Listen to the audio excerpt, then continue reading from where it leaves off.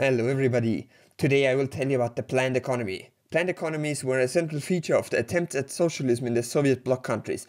And yes, it's a way to manage distribution and not an ideology. No, I'm not changing the title. A planned economy can be summed up as an economic system in which the distribution of resources is taken over by a centralized institution, usually the state. That institution decides how much of what should be produced and how it should be distributed and how much everyone gets. Note that this does not influence on what conditions those products were produced. A factory could be state-owned, capitalist-owned, or a worker co-op and take part in a planned economy. The planned economy was born out of necessity during the Russian Civil War. Lenin and his Bolsheviks were fighting against the imperial armies and they had to make decisions on what to do with the industry they conquered. They made the decision to take over the control over the means of production with their armies, and they later handed them over to the state, and eventually they would hand them over to the workers. The reason for that is that they mainly wanted to win that war, and to achieve that, having direct control over the means of production is pretty useful. Of course, they quickly had a lot of factories in their hands and needed to manage them somehow. At the time, the options they considered were council communism, which is a topic for another video, and the planned economy. They chose the planned economy because it would allow them to direct all resources they believed to be necessary to protecting the revolution.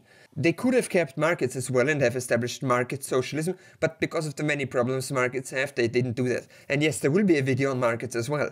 So Lenin and the Bolsheviks took over the industry and established a centrally planned economy.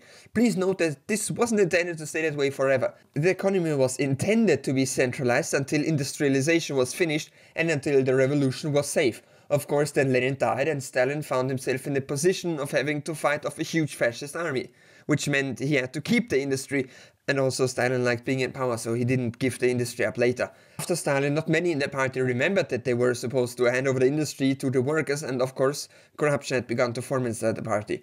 This is one of the main problems with the planned economy. It gives few people the power to plan the entire economy, and if you give people that power, they will feel inclined towards rewarding themselves for their effort. This also makes the planned economy a no-go for anarchists. Another problem with the planned economy can be human error. If the planning institution makes a mistake, there could be a shortage of resources. This is in opposition to the market that just produces way more than it needs and creates waste. In that aspect, the planned economy is more efficient though, since although it can't exactly predict how much everyone will need, at least it's not rewarded for creating the same product a bunch of times. A common critique of the planned economy is that it produces less shiny new stuff. For example, in East Germany, everyone drove one of these things, a Trabant, or Trabi as the locals call it.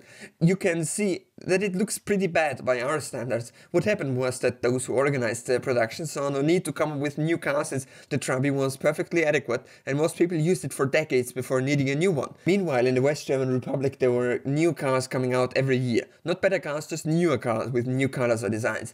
In a rationally planned economy, nobody would approve of that, since if people get a new car, that means that the old one becomes waste. You can sort of spin this as an advantage or a disadvantage of the planned economy. On the upside, there's less waste, and on the downside, you don't need a new car every 2 years to stay modern. And that's about it. Thanks for watching. See ya.